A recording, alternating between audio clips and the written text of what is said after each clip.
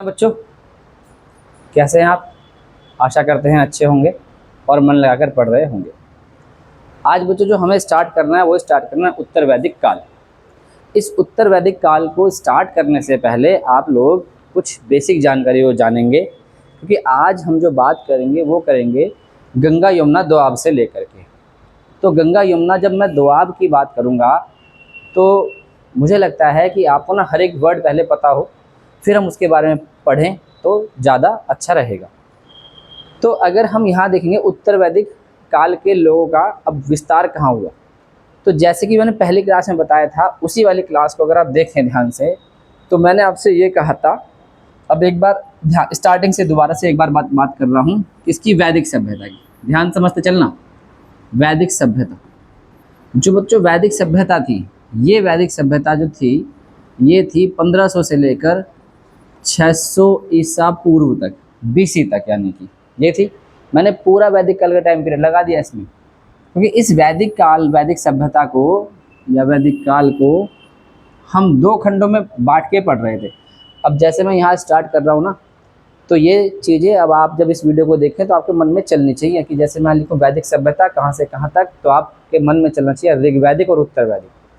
तो वैदिक सभ्यता का जो पूरा विस्तार है, यानी पूरी वैदिक सभ्यता किसकी कौन सी कहलाई है, जिसमें ऋग्वैदिक भी आया और उत्तर वेद भी आया।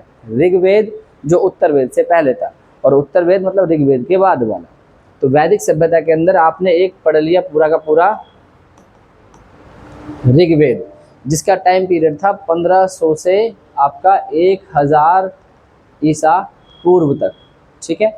और दूसरा आज हम पढ़ने जा रहे हैं उत्तर वैदिक काल। इसका टाइम पीरियड है 1000 से 600 ईसा पूर्व तक का, 1000 से 600 ईसा पूर्व तक का।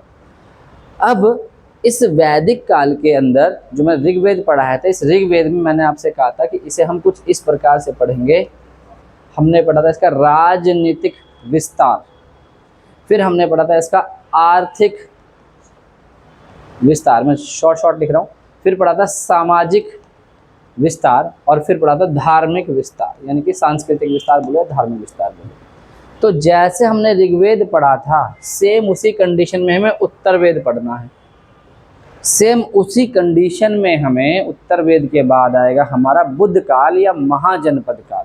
सेम उसी कंडीशन में महाजनपद काल पढ़ना है। सेम उसी कंडीशन में हमें मौर्य काल पढ़ना है। सेम उसी कंडीशन में हमें गुप्त काल पढ़ना है। सेम उसी कंडीशन में हमें गुप्तोत्तर पढ़ना है, और पूर्व मध्य तक हमें ऐसे ही जाना है। तो मैंने जो आप लोगों को पढ़ाया था इससे पहले वो ये वाली बातें बताई थी। तो आप जरा थोड़ा इन बातों का मतलब समझे। अब हम किसको करेंगे? उत्तर वैदिक काल को। तो मैं वैदिक सभ्यता के अंदर ये वाला भाग खत्म करा चुका हूँ, ये वाला भाग स्टार्ट कर रहा हूँ। तो अब मैं इसको लिख रहा हूँ स्लाइड में अलग से।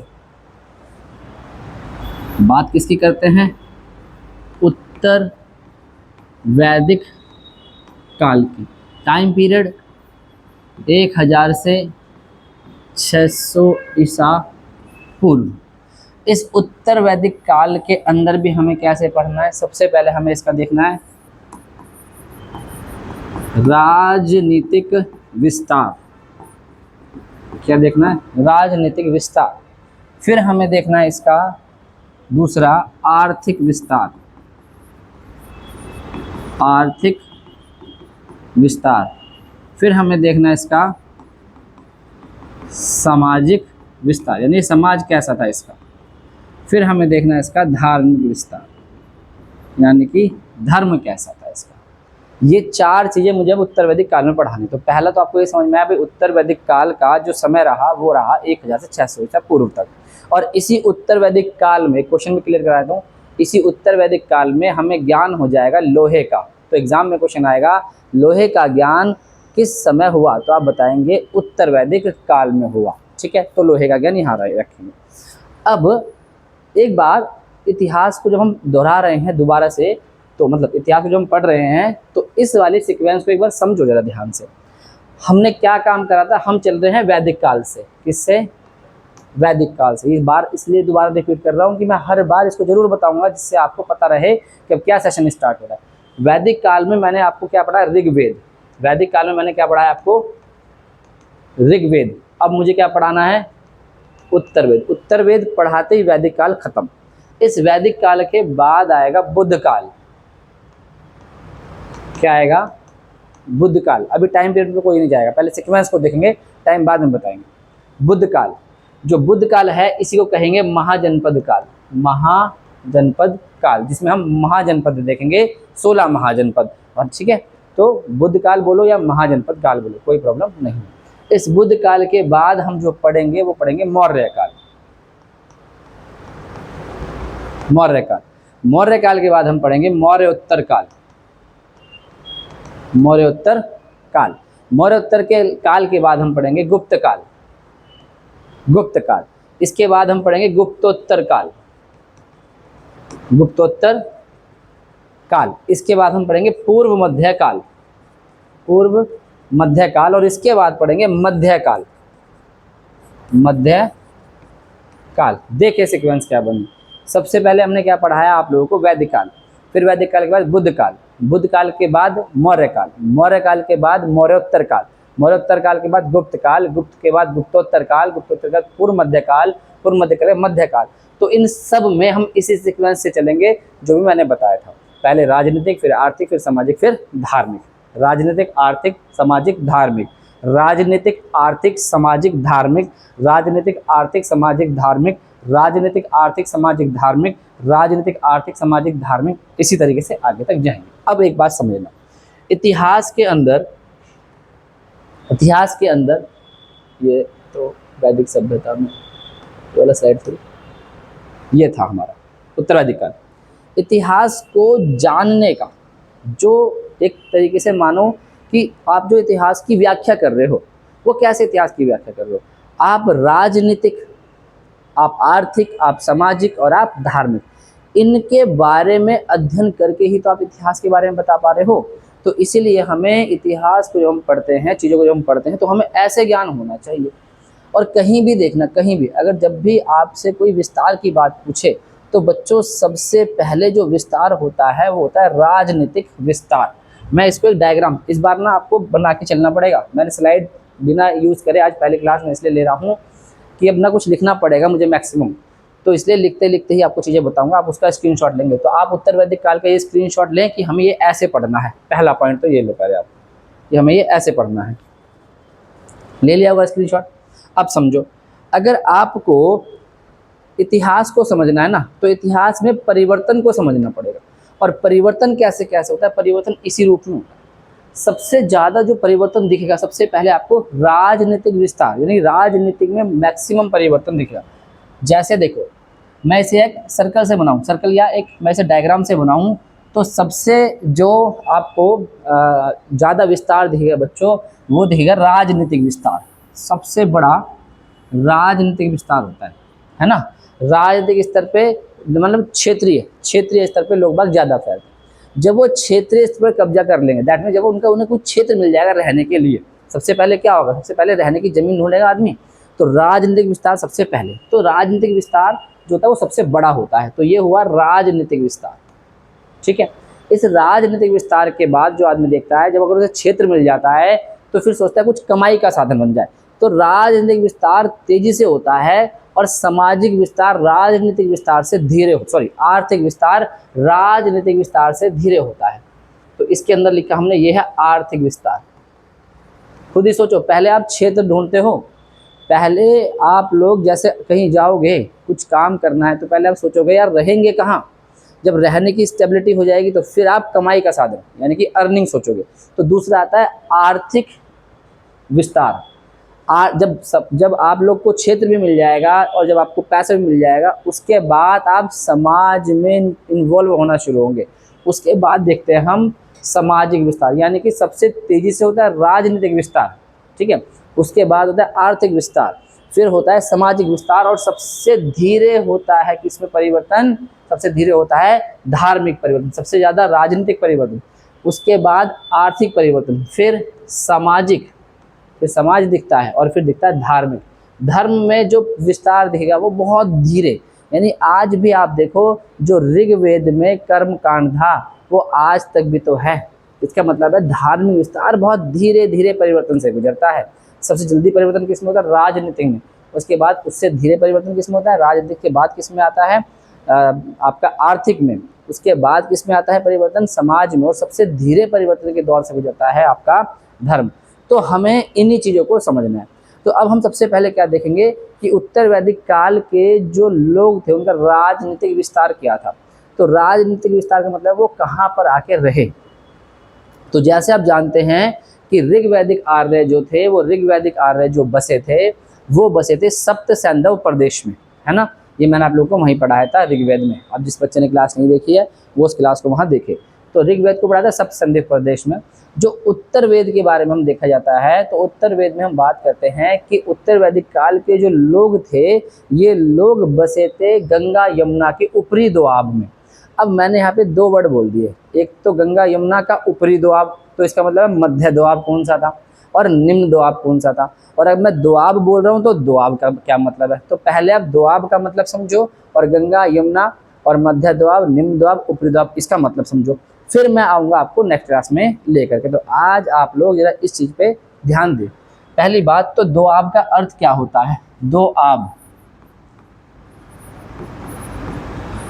दोआब, दोआब का अर्थ होता है बच्चों दो नदियों के, अच्छा इसका स्क्रीनशॉट ले लिया था, इस वाले पोर्शन का भी ले लें, इसी तरीके से आप बॉक्स बनाएंगे, ऐसे लें इसे, स्क्रीनशॉट ले लिया होगा आपने। तो अब जरा समझो दोआब, दोआब का मतलब, ये दोआब जो है एक फारसी शब्द है बच्चों, कौन सा, फारसी शब्द, जो फारसी शब्द है दोआब। आब का मतलब होता है पानी और दो का मतलब दो है, इसका मतलब है पानी के बीच का रास्ता। इसका मतलब अगर ढंग से देखें जो एनसीईआरटी में ये दिया है तो दो आब का मतलब हुआ दो नदियों के बीच की भूमि। आब से पानी बन गया, पानी यानी कि नदी, और दो से मतलब तो दो नदियों के बीच में जो जमीन होती है उसको बोलता है दो आब। तो आपके पास एक वर्ड आया दो आब इजिकल टू दो नदियों के बीच की भूमि, दो नदियों के बीच की भूमि। तो दोआब कहते हैं दो नदियों के बीच की भूमि को। अब जरा समझो जो उत्तर वैदिक काल का राजनीतिक विस्तार जो देखते हैं, है ना, उसमें हम क्या देखते हैं कि ये उत्तर वैदिक काल के जो लोग थे ये गंगा यमुना के ऊपरी दोआब तक आ गए थे। अगर मैं हल्का से मैप बनाऊं भारत का तो ये गंगा नदी इस तरीके से बंगाली खाड़ी और ये यमुना नदी ये ऐसे आके प्रयागराज में गंगा से मिल रही है, ये प्रयागराज मान लें। अब बिल्कुल एग्जैक्ट मत समझना, कोई मैप पे नहीं बना रहा, बिल्कुल ढंग से बनाऊं यहाँ पर, चीज़ समझना। ये प्रयागराज है, प्रयागराज यानी जो पहले इलाहाबाद कहलाया जाता था। तो आप लोगों का देहरादून के नीचे से लेकर लगभग, है ना, देहरादून के नीचे के भाग से लेकर के, यानी कि आप ये मान लो कि पंजाब से थोड़ा सा आगे की तरफ, ठीक है, पंजाब से थोड़ा सा आगे की तरफ, तो पंजाब के पूरब से लेकर, जैसे मान लो पंजाब, तो पंजाब के पूरब से, ठीक है, पंजाब के पूरब से, या देहरादून के नीचे से, ऐसे भी मान सकते, देहरादून के नीचे से मान लो, देहरादून के नीचे से लेकर गंगा यमुना का जहाँ संगम हो रहा है यानी प्रयागराज तक, इस वाले भाग को बोलते थे ऊपरी दोआब, ऊपरी दोआब। समझ में आया? यानी कि देहरादून के नीचे से लेकर गंगा यमुना के जहाँ पे संगम हो रहा है वहाँ तक के भाग को बोलते थे ऊपरी दोआब। क्लियर हुआ? ऊपरी दोआब। तो ऊपरी दोआब यानी कि गंगा यमुना दोआब अगर बोल रहे हैं तो गंगा यमुना के बीच का भूभाग, गंगा यमुना के बीच की जमीन, वो हो गया गंगा यमुना दोआब। तो मेरे हिसाब से दोआब का मतलब भी समझ में आया होगा। और गंगा यमुना दोआब अगर बोला जा रहा है तो गंगा यमुना के बीच की गंगा यमुना दो जो नदियां हैं उनके बीच का भूभाग, ये गंगा यमुना दोआब बहुत जगह आप लोग पढ़ते हैं। तो अब जब भी गंगा यमुना दोआब पढ़ेंगे तो समझ में आएगा भाई गंगा यमुना दोआब का मतलब है गंगा और यमुना नदियों के बीच का भूभाग। तो जो उत्तर वैदिक आर्य थे वो लगभग पंजाब के पूर्व से स्टार्ट करके, पंजाब के पूर्व से स्टार्ट करके वो कहाँ तक आ गए थे? वो आ गए थे गंगा यमुना के ऊपरी दोआब तक, ऊपरी दोआब तक आ गए थे। अब जो ये गंगा यमुना संगम का जो क्षेत्र कहलाया, ये कहलाया ऊपरी दोआब। तो उसके बाद देखो मध्य दोआब, अब मैं यहाँ लिख रहा हूँ ऊपरी दोआब, बोल भी रहा हूँ। तो ऊपरी दोआब क्या था? ऊपरी दोआब जो था वो फैला आपका देहरादून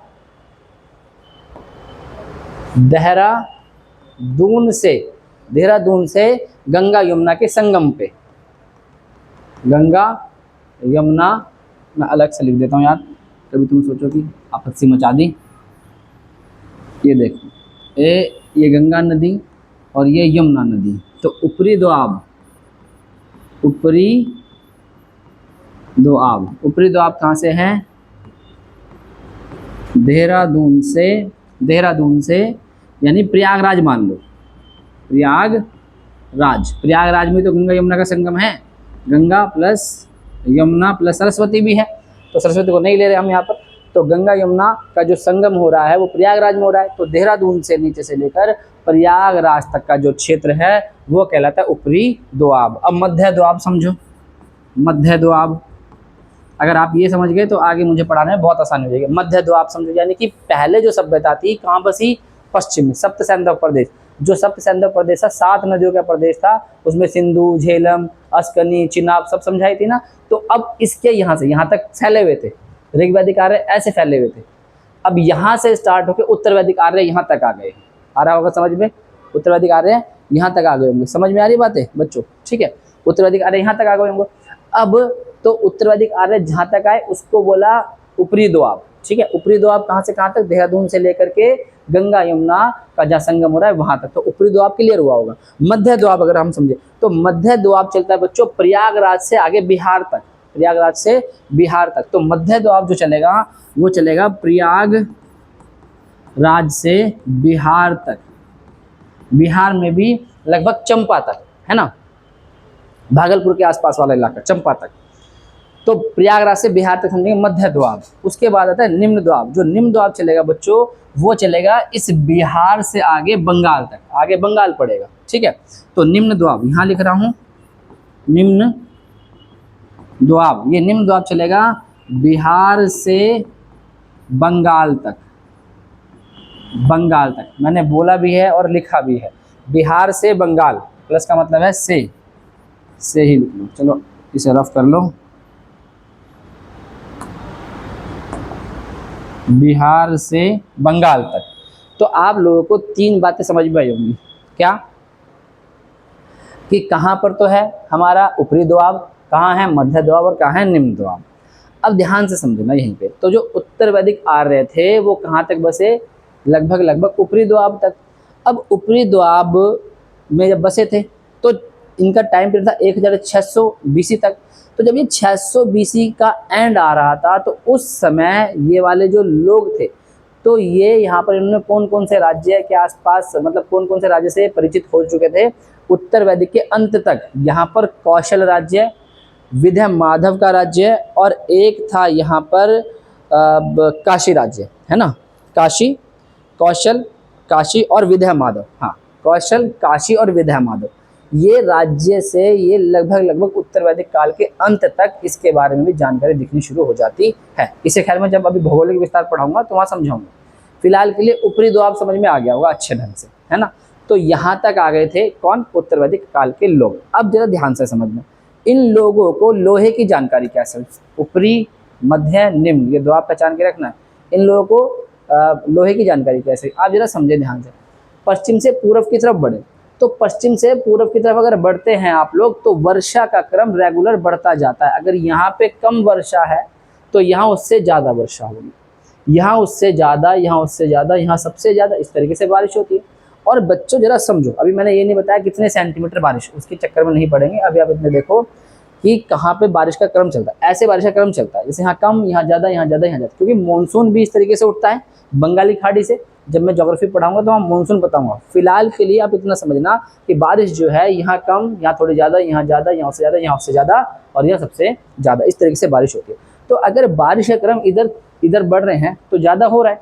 अगर बारिश यहाँ पे ज़्यादा पड़ रही है तो समझो यहाँ घने जंगल भी ज़्यादा मिलेंगे, और अगर घने जंगल ज़्यादा मिलेंगे तो जंगलों में ज़्यादा आबादी थोड़ी रहेगी, क्योंकि जंगलों को साफ़ करना पड़ेगा।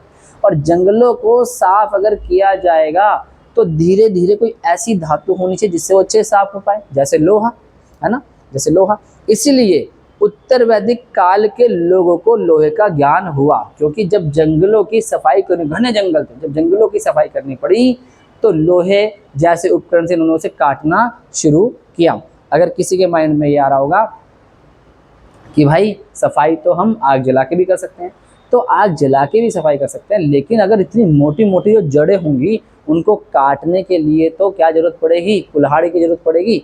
इसलिए उत्तर वैदिक काल में स्टार्ट हुआ लोहे का ज्ञान। तो जैसे जैसे ये आगे बढ़ने शुरू हुए तो जंगलों की सफाई करनी शुरू करी, और जब जंगलों की सफाई होनी शुरू हुई तो लोहे जैसे धातु से परिचित हुए, उसका यूज़ किया और लोहे का इन्हें ज्ञान हुआ। अब देखो, अब ये रटना नहीं पड़ेगा, आपको पता रहेगा कि भाई उत्तर वैदिक काल के लोग जब आगे बढ़ने शुरू हुए तब बारिश का क्रम ज़्यादा था, तो घने जंगल मिले तो जंगलों को काटने के लोहे की जरूरत पड़ी, तो लोहे का ज्ञान कहाँ उत्तर वैदिक काल में हुआ। उसके बाद यहाँ तक देखें, इसका विस्तार तो और 600 ईसा पूर्व के पास दिखेगा, और आगे जाएं बिल्कुल बंगाल असम तक का जो भाग रहेगा, यहाँ का विस्तार तो और बाद में दिखेगा, क्योंकि खूब घने जंगल होते थे। तो इन घने जंगलों की वजह से आबादी इस क्रम में बसती हुई नजर आई आप लोगों को, जहाँ जहाँ सफाई हुई फिर आगे बढ़ी, फिर सफाई हुई तो फिर आगे बढ़ी। तो इसलिए ज़्यादा आबादी कहाँ दिखी, पहले यहाँ, और यहाँ पे आबादी का क्रम धीरे धीरे विकसित हुआ। इसी प्रकार से लोहा आया और इसी प्रकार से आबादी बढ़ी। मेरे हिसाब से ये समझ में आया होगा। मैंने आज आपको जो बात समझाई है, मैंने पहले समझाया आप लोगों को कि हमें पढ़ना क्या है, वैदिक काल। वैदिक काल में ऋग्वेद हमने पूरा किया, उत्तर वैदिक काल। वैदिक काल के बाद हम पढ़ेंगे क्या, मैंने बताया आप लोगों को बुद्ध काल, ठीक है। अब वो सीक्वेंस बता दी, दोबारा नहीं बता रहा हूँ उसको, वो सीक्वेंस बता दी।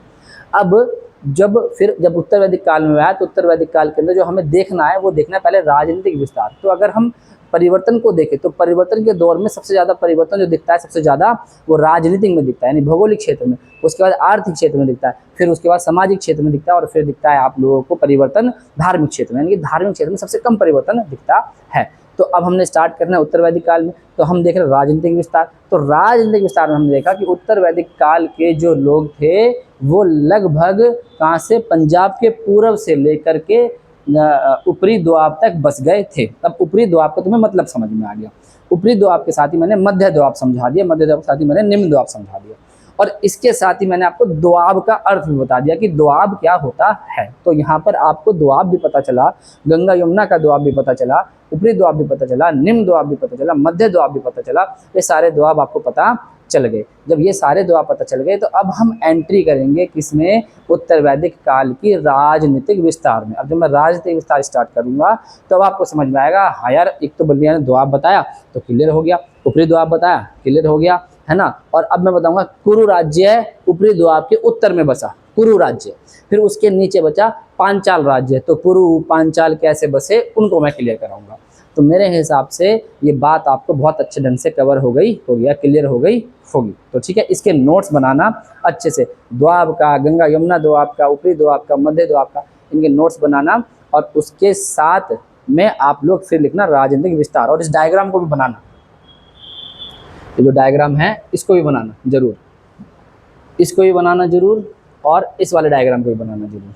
ये ऐसे ही पढ़ेंगे, विस्तार का क्रम समझना, परिवर्तन की चीज़ों को समझना। अगर इन परिवर्तन की चीज़ों को अगर आप एक बार समझ गए तो देखो, जैसे अब आपको ऋग्वेद अगर आपने ढंग से पढ़ लिया होगा तो तुम्हें पता चलेगा भाई ऋग्वेद का भौगोलिक विस्तार कैसे था। तुम्हें पता चला सप्त संदव प्रदेश, फिर आया उत्तर वेद, तो तुमने कहा गंगा यमुना दोआब, यानी सॉरी ऊपरी दोआब। तो अब आपको देखो कैसे अंतर करोगे आप। किसी ने पूछा ऋग्वेद कहाँ बसे, आपने कहा सप्त संदव प्रदेश में, क्योंकि वो क्या था, भौगोलिक विस्तार। आपको समझ में आ गया, यानी राजनीतिक विस्तार बोल सकते हैं। और फिर आपसे बोले कोई कि अच्छा तो फिर उत्तर वेद का कहाँ, तो आपको ध्यान रहेगा भाई ऋग्वेद में सप्त सैंधव प्रदेश में, तो सप्त सैंधव से आगे बढ़े, ऐसे मानो सप्त सैंधव, इससे आगे बढ़े गंगा यमुना दोआब तक, तो गंगा यमुना दोआब तक कौन थे, उत्तर वैदिक काल। फिर पूछेगा भाई बुद्ध काल का कहाँ तक विस्तार रहा, तो तुम्हें पता रहेगा भाई बुद्ध काल के बाद तो वो मध्य दोआब में आना स्टार्ट हुए लोग वहाँ से।